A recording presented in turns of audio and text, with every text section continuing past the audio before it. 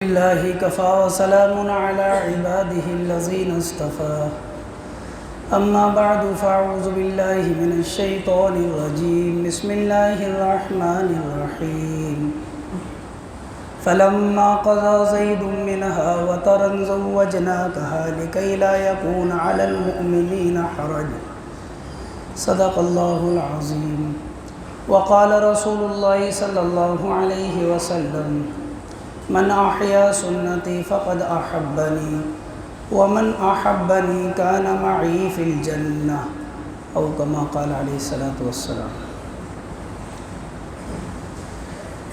میرے بھائیو، محترم بزرگوں اور دوستوں، حضور اکرم صلی اللہ علیہ وسلم کی سیرت طیبہ سے متعلق مختلف عنوانات سے بات سامنے آ رہی ہیں۔ حضور اکرم صلی اللہ علیہ وسلم کا خندق کے موقع پر مدینہ کے اندر واپسی اور آپ علیہ السلام کی زبان مبارک پر یہ الفاظ: لا الہ الا اللہ وحدہ لا شریک لہ لہ الملک ولہ الحمد وہو علی کل شیء قدیر،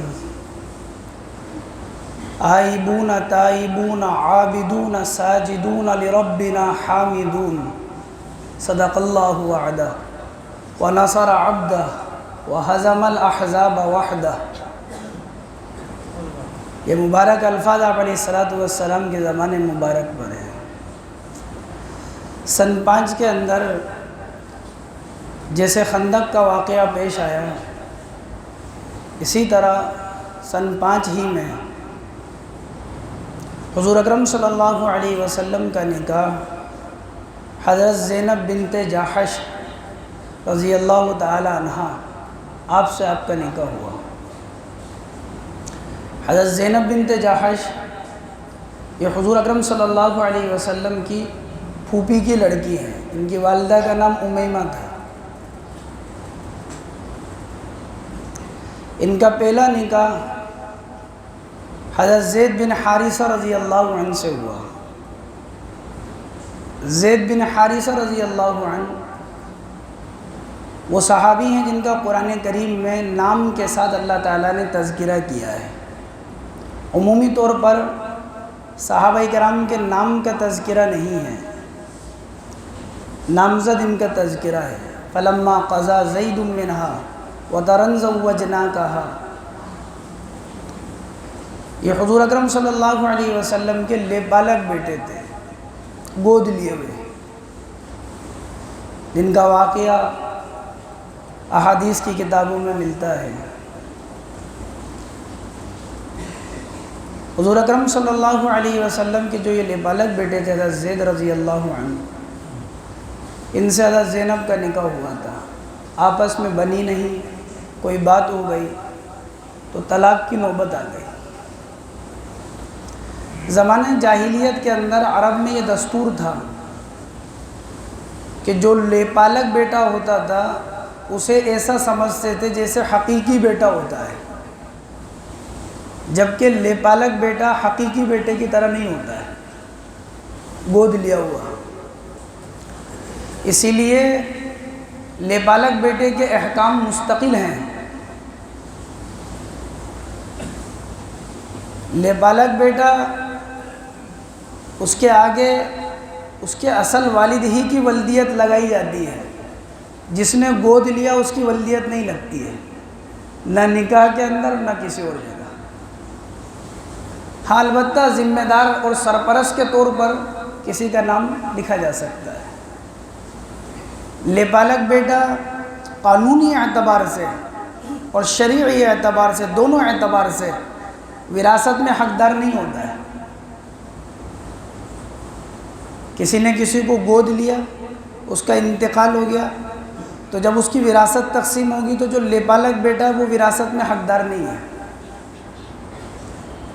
البتہ اگر وہ زندگی میں خود کچھ دے دے بطور ہدیہ، بطور عطیہ، بطور گفٹ، تو بات الگ ہے، وہ دے سکتا ہے، مالک ہوتا ہے۔ آدمی زندگی میں جو دیتا ہے وہ وراثت نہیں ہوتی ہے، وہ عطیہ اور ہدیہ ہوتا ہے، ہبہ ہوتا ہے، تو وہ دے سکتا ہے۔ لیکن مرنے کے بعد جو وراثت ہوتی ہے اس میں وہ حقدار نہیں ہوتا ہے۔ اسی طرح جو لیپالک اولاد ہوتی ہے، تو اگر کوئی ایسا رشتہ نہیں ہے جس عورت نے بچے کو گود لیا ہے، کوئی ایسا رشتہ آپس میں نہیں ہے جس کی وجہ سے وہ آپس میں محرم ہوں، تو جب وہ بالغ ہوتا ہے تو اس کے احکام وہی ہوتے ہیں جو غیر محرم کے ہوتے ہیں۔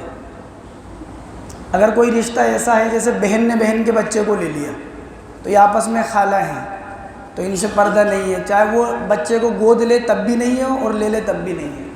پھوپھی نے لے لیا، پردہ نہیں ہے۔ تو لیپالک بیٹے کے احکام الگ ہوتے ہیں۔ زمانہ جاہلیت میں ایک دستور یہ تھا کہ جو لیپالک بیٹا تھا تو اس کو حقیقی بیٹا سمجھتے تھے لوگ۔ اللہ تعالیٰ نے اس زمانہ جاہلیت کا جو دستور تھا اور جو رواج تھا اس کو ختم کیا ہے۔ جب ان کا آپس کے اندر نبھاؤ نہیں ہوا اور طلاق کی نوبت آ گئی، تو حضور اکرم صلی اللہ علیہ وسلم نے حضرت زینب رضی اللہ تعالیٰ عنہ، جو حضور کی پھوپھی کی لڑکی ہے، نکاح کا پیغام بھیجا۔ جب نکاح کا پیغام لے کر ان کے پاس گئے تو انہوں نے کہا میں تو اللہ سے مشورہ کروں گی، اور نماز استخارہ نیت باندھ کر کھڑی ہو گئی۔ اور ادھر اللہ تبارک و تعالیٰ کا حکم حضور اکرم صلی اللہ علیہ وسلم کے اوپر نازل ہوا، فلما قضى زید منها وطرا زوجناكها لكي لا يكون على المؤمنين حرج في ازواج ادعيائهم اذا قضوا منهن وطرا وكان امر الله مفعولا۔ جب زید کا جو نکاح تھا وہ ختم ہو گیا اور عدت گزر چکی، تو ہم نے آپ کا نکاح زینب سے آسمان پر کر دیا۔ یہ حضور اکرم صلی اللہ علیہ وسلم کی وہ زوجہ ہیں جن کا نکاح اللہ تعالیٰ نے خود آسمانوں پر کیا ہے۔ اس لیے دیگر ازواج مطہرات پر یہ فخر کرتی تھی اور کہا کرتی تھی کہ تمہارا نکاح تمہارے والد نے کیا ہے، میرا نکاح اللہ نے آسمانوں پر کیا ہے۔ انتہائی عاجزی، انکساری اور اللہ کے سامنے رونے والی اور عبادت میں اپنے آپ کو تھکانے والی تھی۔ اللہ کے نبی علیہ السلام نے ان کے لیے فرمایا تھا کہ زینب اواہ ہے۔ پوچھا گیا رسول اللہ اواہ کا مطلب کیا ہے؟ آپ نے فرمایا بہت زیادہ رونے والی، نرم دل، متحمل مزاج، ان ابراہیم لأواہ حلیم۔ حضرت ابراہیم کی صفت ذکر کی گئی ہے۔ اللہ کے نبی علیہ السلام نے فرمایا اپنی ازواج مطہرات سے کہ تم میں سب سے پہلے مجھ سے وہ ملاقات کرے گی جس کا ہاتھ لمبا ہوگا۔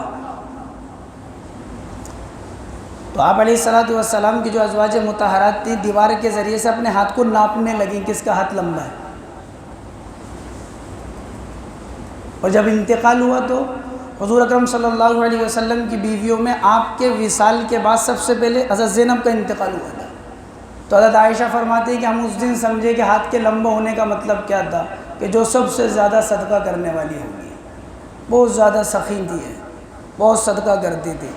حضور کی بیویوں میں آپ کے وصال کے بعد، اللہ کے نبی کے جانے کے بعد سب سے پہلے انہی کا انتقال ہوا تھا۔ حضرت عمر رضی اللہ عنہ نے ایک مرتبہ بہت سارے دراہیم ان کے لیے آپ نے ہدیہ بھیجے۔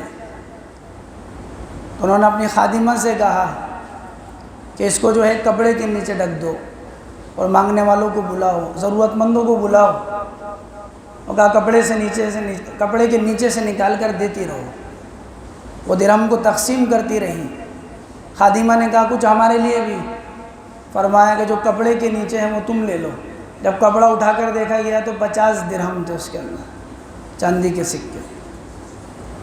حضرت عمر رضی اللہ عنہ کے زمانے کے اندر ان کا انتقال ہوا ہے۔ بعض مورخین کہتے ہیں سن 20 کے اندر، اور بعض نے کہا ہے کہ سن 21 کے اندر ان کا انتقال ہوا ہے۔ حضور اکرم صلی اللہ علیہ وسلم سے جب ان کا نکاح ہوا، حضرت انس رضی اللہ عنہ فرماتے ہیں کہ اللہ کے نبی علیہ السلام کا جیسا ولیمہ ان کے نکاح کے بعد ہوا ہے ویسا ولیمہ کسی بھی ازواج مطہرات میں نہیں ہوا۔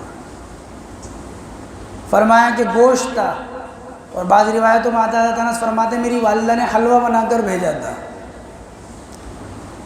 اور آپ علیہ السلام نے حضرت انس سے فرمایا کہ انس فلاں اور فلاں اور فلاں کو بلا کر لاؤ ولیمے کی دعوت کے لیے، اور آپ نے یہ فرمایا کہ انس تجھے جو بھی مل جائے اس سب کو بلا کر لینا، نامزد بھی کہا اور عمومی بھی کہا۔ حضرت انس فرماتے میں پہلے تو ان لوگوں کو بلا کر لایا ان لوگوں کو بلا کر لایا جن کو آپ نے نامزد کہا تھا، اور پھر مجھے جو مل جاتا میں اس سے کہتا کہ حضور نے تمہاری دعوت دی ہے، آپ کے یہاں کھانا ہے، تمہیں بلایا اللہ کے نبی علیہ الصلوۃ والسلام نے۔ حضرت انس فرماتے ہیں کہ لوگ آتے تھے اور کھاتے تھے، اللہ کے نبی علیہ الصلوۃ والسلام نے لوگوں سے کہا کہ اپنے سامنے سے کھانا، بس اپنے سامنے سے، کیونکہ کھانے کے بیچ میں اللہ کی برکتیں نازل ہوتی ہیں۔ آپ نے فرمایا اپنے سامنے سے کھانا۔ لوگ آتے تھے، کھاتے تھے اور کھا کے چلے جاتے تھے، حتیٰ کہ حضرت انس فرماتے ہیں کہ جتنے لوگ ملے میں نے سب کو بلا لیا، اور پھر مجھے لوگ نہیں ملے، وہ سب آتے رہے، کھاتے رہے۔ ثابت بنانی رحمہ اللہ حضرت انس رضی اللہ عنہ کے شاگرد ہیں، شاگرد خاص ہیں۔ فرماتے ہیں میں نے پوچھا کہ حضرت انس سے کہ کتنے لوگوں نے وہ کھانا کھایا؟ فرمایا 300 آدمیوں نے وہ کھانا کھایا۔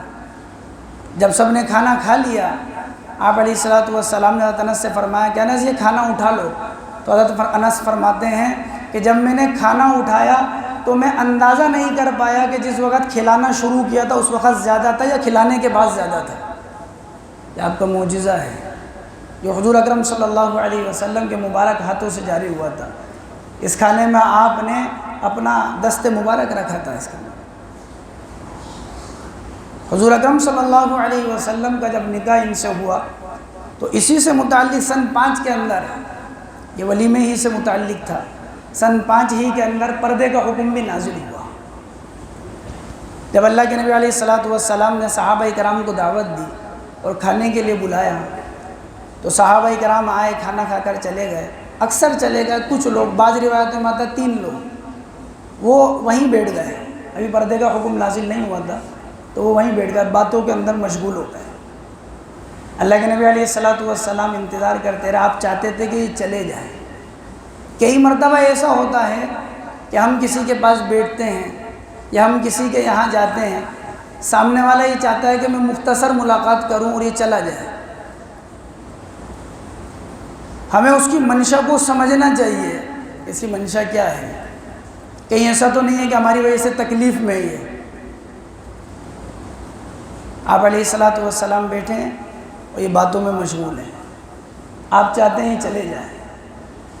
اللہ کے نبی علیہ الصلوۃ والسلام نے پھر یہ کیا کہ وہ نہیں گئے تو آپ چلے گئے گھر سے، آپ اٹھ گئے اور آپ حضرت عائشہ رضی اللہ تعالیٰ عنہ کے مکان پر پہنچے، آپ سے خیریت معلوم کری۔ آپ نے حضرت انس سے کہا جاؤ دیکھ کر آؤ، بعض روایت میں آتا آپ خود آ گئے تھے، تو جب دوبارہ آئے تو وہ چلے گئے تھے۔ اللہ کے نبی علیہ الصلوۃ والسلام جب گھر میں داخل ہوئے تو حضرت انس بھی آپ کے ساتھ تھے۔ اللہ تعالیٰ نے قرآن کی آیت نازل فرمائی، یا ایھا الذین آمنوا لا تدخلوا بیوت النبی الا ان یؤذن لکم الی طعام غیر ناظرین اناہ ولکن اذا دعیتم فادخلوا فاذا طعمتم فانتشروا، کہ ایمان والو نبی کے گھر میں بغیر ان کی اجازت کے داخل مت ہو، اور اگر وہ تم کو بلائیں کھانے کے لیے تو تم ان کے گھر میں آؤ، لیکن کھانا پکنے کے انتظار میں وہاں بیٹھے نہیں رہو کہ کھانا پکے گا بیٹھے ہوئے، جب بن جائے تب آؤ، غیر ناظرین اناہ، کہ کھانا پکنے کے انتظار میں بیٹھے نہیں رہو۔ قرآن کیسے کیسے ادب بیان کرتا ہے، زندگی جینے کا طریقہ اور اسلوب قرآن سکھاتا ہے انسانیت کو کہ کیا کرنا ہے کس موقع پر، جب کھانا بن جائے تب آؤ۔ جب نبی تمہیں بلائیں کھانے کے لیے تو آ جاؤ، فادخلوا فاذا طعمتم فانتشروا، وہ کھانا کھاؤ اور کھانا کھانے کے بعد منتشر ہو جاؤ، پھیل جاؤ، چلے جاؤ اپنے اپنے، باتوں کی مجلس سے نہ جماؤ۔ دعوت ہے، کھانا کھا لیا، کرسی لگا کر بیٹھ گیا، باتوں کی مجلس چل رہی، فانتشروا، پھیل جاؤ۔ ولا مستانسین لحدیث، باتوں میں مشغول مت ہو۔ ان ذالکم کان یؤذی النبی، یہ نبی کو تکلیف پہنچاتی ہے یہ بات۔ فیستحی منکم، لیکن نبی تم سے اس لیے نہیں کہتے کہ وہ شرماتے ہیں یہ بات کہنے کے اندر۔ اور اللہ تعالیٰ حق بات کہنے میں نہیں شرماتے ہیں۔ یہ آداب بیان کیے ہیں قرآن میں۔ یہ اس موقع کے اوپر یہ حکم نازل ہوا ہے، پردے کا احکام نازل ہوا ہے۔ حضرت عمر رضی اللہ عنہ فرماتے ہیں کہ 3 باتیں میرے دل کے اندر تھیں، اور اللہ تبارک و تعالیٰ نے جو میرے دل کے اندر تھی، اللہ تعالیٰ نے وہ قرآن کے اندر نازل فرما دیا۔ حضرت عمر فرماتے ہیں میرا دل چاہتا تھا کہ مقام ابراہیم کو نماز کی جگہ بنایا جائے۔ اللہ نے قرآن میں حکم نازل کر دیا، جب طواف سے فارغ ہو جاؤ وَاتَّخِذُوا مِن مَّقَامِ إِبْرَاهِيمَ مُصَلَّى، تو مقام ابراہیم کو نماز کی جگہ بناؤ۔ طواف سے فارغ ہو جاؤ، اگر گنجائش ہے تو مقام ابراہیم کے پاس نماز پڑھو، اور نہیں گنجائش ہو تو پیچھے جا کے پڑھو۔ دوسرا فرمایا کہ میرا من تھا، اللہ کے نبی علیہ الصلوۃ والسلام نے میں نے تذکرہ کیا، حضور آپ کے پاس آپ سے ملنے ہر طرح کے لوگ آتے ہیں، تو حضور اگر یہ ہوتا کہ ازواج مطہرات پردہ کرتی تو کتنا اچھا ہوتا۔ اللہ نے حکم نازل فرما دیا پردے کا۔ حضور اکرم صلی اللہ علیہ وسلم کی ازواج مطہرات جب بعض پر رش کرنے لگی، اپنے فوائد اور اپنے فضائل کو بتانے لگی، تو حضرت عمر نے کہا کہ کوئی بعید نہیں ہے اللہ تعالیٰ تم کو بدل دے اور اللہ تعالیٰ دوسری ازواج اللہ کے نبی کو عطا فرما دے۔ تو اللہ تعالیٰ نے آیت نازل فرما دی، عسیٰ ربہ ان طلقکن ان یبدلہ ازواجا خیرا منکن مسلمات۔ یہ ایک مقام پر 3 جگہ فرمایا، ورنہ قرآن میں بہت سارے مقامات ہیں۔ حضرت عمر رضی اللہ عنہ کی منشا ہوتی تھی اور اللہ تبارک و تعالیٰ قرآن کی آیت نازل فرما دیتے۔ یہ سن 5 کے اندر یہ اہم واقعات پیش ہے، اسی سے متعلق انشاءاللہ